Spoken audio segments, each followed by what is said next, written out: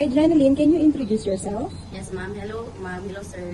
My name is Junel Supplemento. I'm 33 years of age. I have 3 kids. The eldest one is 14 years old, and the second one is 7 years old, and the third one is 1 years old son. I have experience as a domestic helper. Yes, ma'am. I have experience before in Bahrain. I worked there in 2 years. Finished contract, and I take care there the 3 kids, and all is girl, the newborn, and the 3 years old and 8 years old. Aside from taking care of the kids, what are the other household chores that you do in the employer's house? I know how to clean the house, ma'am, house chores, and I know how to cook, and I know how to tutor the kids, but English only. Okay, aside from Bahrain, what are the other countries that you have domestic helper experience? I worked before in Malaysia, ma'am, year 2019 and year 2021.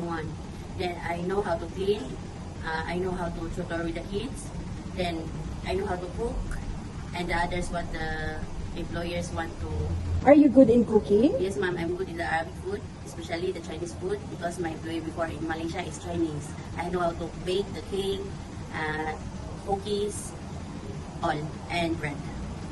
Do you know how to take care of newborn baby? Yes, ma'am. Yes, ma'am. I have experience before in Malaysia and Bahrain. How about pets? Do you know how to take care of pets? Yes, dogs and cats, ma'am. Janeline, what can you say to the employers? Ma'am, sir, please hire me. I do my job well. Thank you.